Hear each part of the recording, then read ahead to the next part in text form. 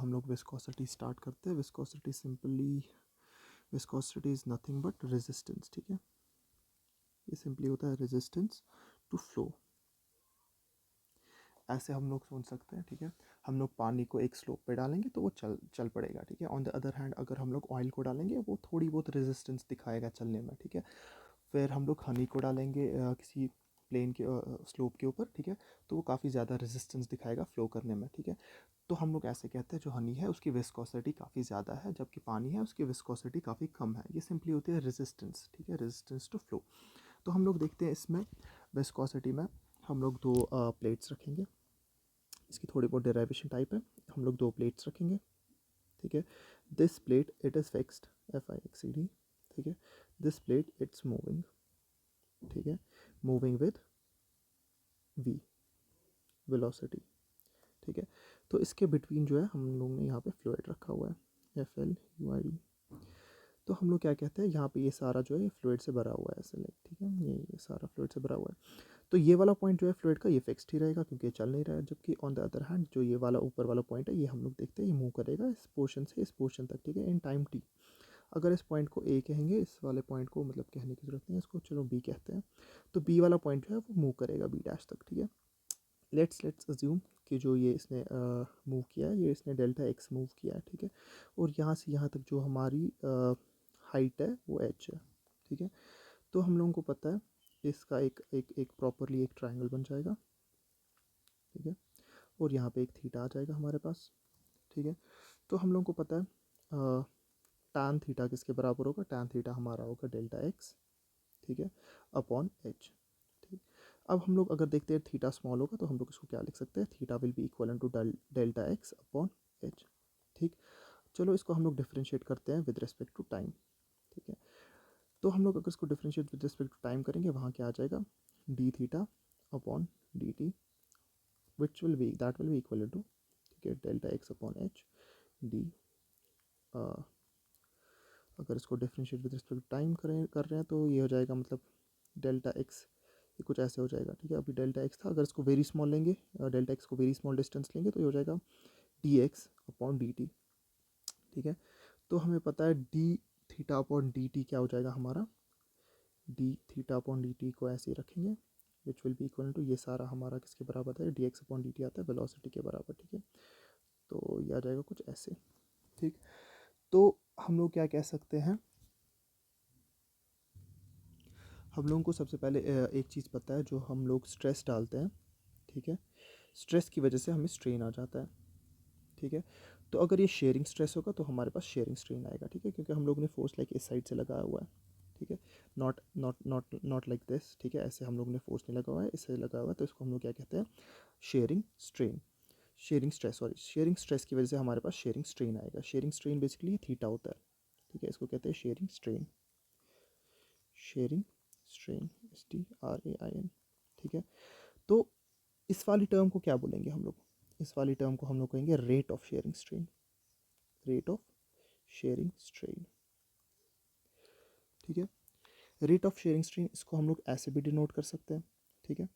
तो हम लोग देखते हैं रेट ऑफ शेयरिंग स्ट्रेन जो हमारे पास ये आ गया, ये किसके बराबर आता है, अगर इसको डिफ्रेंशिएट ये करेंगे ऊपर और नीचे तो D you upon D H, ये आ गया हमारे पास रेट ऑफ शेयरिंग स्ट्रेन, ठीक है।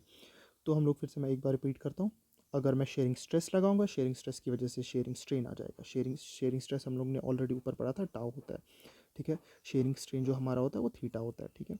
तो यहाँ पे ये थीटा आ जाता है, जो थीटा दिख रहा है यहाँ पे आप लोगों को, इसको शेयरिंग स्ट्रेन कहते हैं। शेयरिंग स्ट्रेन हम लोग ने डिराइव करा, ये किसके बराबर आ जाता है, ठीक है, शेयरिंग स्ट्रेन है, sorry, rate of shearing strain हम लोग ने डिराइव करा, ये किसके बराबर आ जाता है, इसके बराबर जो मैंने यहाँ पे लिखा, rate of shearing strain is equal to D you upon D H, या change of velocity upon change of height, ऐसे कह सकते हैं।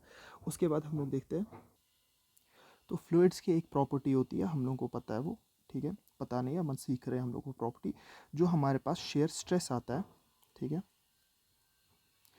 वो होता है proportional to, directly proportional to rate of shearing strain, ठीक है। ये फ्लूइड्स की प्रॉपर्टी थी, बेसिकली ये न्यूटोनियन फ्लूइड्स की प्रॉपर्टी होती है, ठीक है।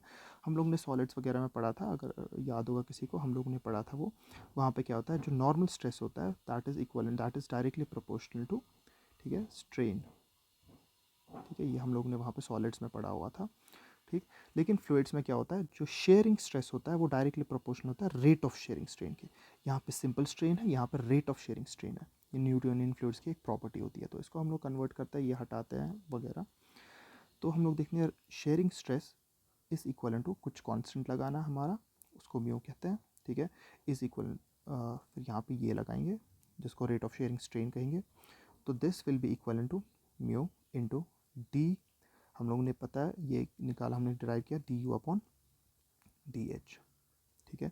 अक्सर ये किताबों में कुछ ऐसे लिखा होता है U D you mu mu, sorry ये यू नहीं है म्यू है, you mu D you upon D Z, ठीक है। एच ले लो, जेड ले लो, वट एवर, ठीक है, एच गामा जेड कुछ भी हो सकता है, ठीक है। तो इस म्यू को जो हम लोग ये म्यू हम लोग ने यहाँ पे डिफाइन किया है, इसको हम लोग क्या कहते हैं, इसको कहते हैं डायनामिक विस्कोसिटी, डायनामिक विस्कोसिटी, ठीक है। और इस इक्वेशन जो ये हमारे पास इक्वेशन आ गई म्यू की, ठीक है, this equation is known as Newtonian law of viscosity.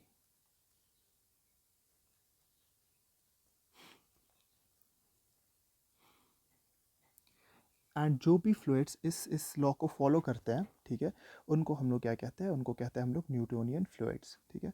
तो हम लोग सिंपली इसका एक ग्राफ भी प्लॉट कर सकते हैं, ठीक है। इसका ग्राफ कैसे होगा, अगर हम लोग यहाँ से d you upon d y रखेंगे एंड दूसरे साइड से सिंपल टाउ रखेंगे, तो ये कॉमन सेंस है, तो एक लीनियर ग्राफ बन जाएगा इन सारों का, ठीक है। और जो इस ग्राफ को फॉलो करेंगे इनको कहेंगे हम लोग simply Newtonian fluids, Newtonian fluids. ये हम लोग काफ़ी तरीके के फ्लूइड्स, इसी इक्वेशन को हम लोग काफ़ी मॉडिफाई करेंगे आगे जाके, एंड काफ़ी अलग अलग तरीके से फ्लूइड्स जो होंगे उनको डिफाइन करेंगे, ठीक है। तो हम लोग देखते हैं जो हमारे पास ये म्यू आ गया, इसको हम लोग मैंने शायद यहाँ पे लिखा, हाँ डायनामिक विस्कोसिटी कहते हैं इसको, ठीक है। तो हम लोग कहते हैं जो म्यू है वो इंक्रीज़ हो जाता है जब टेम्परेचर इंक्रीज़ हो जाता है फॉर गैसेस, ठीक है। ऐसा क्यों होता है बेसिकली, इसकी वजह से हम लोग देखते हैं बिकॉज ऑफ टेम्परेचर जब इंक्रीज़ हो जाता है तो जो पार्टिकल्स है उसमें काफ़ी ज़्यादा आपस में कोलिजन हो जाता है, ठीक है। जो कोलिजन हो जाता है उसकी वजह से, मतलब कोलिजन का क्या मतलब है, फ्रिक्शन, ठीक है, तो मतलब समझ रहे हो ना, कोलिजन फ्रिक्शन, ठीक है, रेजिस्टेंस ज़्यादा हो जाएगी। But on the other hand अगर मैं टेम्परेचर इंक्रीज़ करूँगा, ठीक है, ऑन द अदर हैंड अगर मैं टेम्परेचर इंक्रीज़ करूँगा किस में, लिक्विड्स में, तो म्यू डिक्रीज़ हो जाएगा, ठीक है। ऐसा क्यों, इसमें हम लोगों को पता है जो लिक्विड्स होते हैं इसमें जो ये होते हैं मॉलिक्यूल्स होते हैं आपस में बॉन्डेड टाइप होते हैं, ठीक है। जो ही मैं टेम्परेचर इंक्रीज़ करूँगा, अब ये जो मॉलिक्यूल्स हैं ये दूर दूर हो रहे हैं, ठीक है। जो ही दूर दूर हो गए तो इसमें जो है चलने की टेंडेंसी वो इंक्रीज़ हो जाएगी, मॉलिक्यूल्स की अब चलने की टेंडेंसी इंक्रीज़ हो जाएगी। तो जो हमारा म्यू है, बेसिकली म्यू क्या होता है, हम लोगों का डायनेमिक विस्कोसिटी वो कम हो जाएगी, ठीक है। ये दो रीजंस है फॉर लिक्विड्स, ठीक है। गैसेस में क्यों इंक्रीज़ हो जाती है, ठीक है, जो हम लोग टेम्परेचर इंक्रीज़ करते हैं म्यू इंक्रीज़ हो जाता है, बिकॉज अब ये कोलिजन आपस में काफ़ी ज़्यादा कोलिजन कर रहे हैं, जिसकी वजह से इनकी एक पर्टिकुलर डायरेक्शन टाइप नहीं आ जाती है, ठीक है। जो ये काफ़ी कोलिजन हो जाएगा, कोलिजन फ्रिक्शन, ठीक है, तो ये इसकी वजह से हम लोग देखते हैं ये हो गया हमारा, ठीक। उसके बाद यहाँ पे हम लोग लास्ट की टर्म डिफाइन करते हैं, उसको हम लोग क्या कहते हैं, काइनेमैटिक विस्कोसिटी, काइनेमैटिक विस्कोसिटी कहते हैं उसको। काइनेमैटिक विस्कोसिटी ऐसे भी रिप्रेजेंट करते हैं, ठीक है, इज म्यू अपॉन डेंसिटी, ठीक है।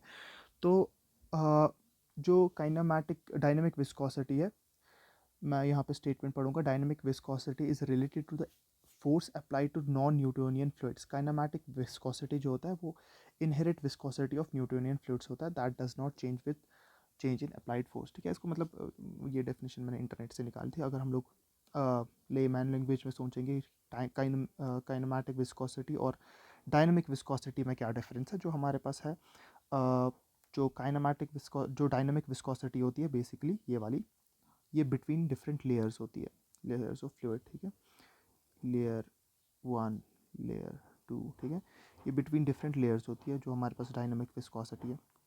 ऑन द अदर हैंड जो काइनेमैटिक विस्कोसिटी होता है इट इज़ मोर लाइक, मतलब जूम करके रखा है फ्लूइड को, ठीक है, डिवाइड बाय डेंसिटी करके। अब ये मतलब ऑन मॉलिक्यूलर लेवल देखते हैं ये थोड़ा बहुत काइनेमैटिक विस्कोसिटी, ठीक है। एज सच लेमैन लैंग्वेज में हम लोग ऐसे ही बोल सकते हैं, what the difference between kinematic viscosity and dynamic viscosity इसमें एक और चीज़ हम लोग याद रखते हैं, ठीक है। जो हमारा काइनेमैटिक विस्कोसिटी होती है, ये यूजुअली होती है कुछ something like, if I remember correctly, ये होता है metre square, sorry, m square upon s, ठीक है।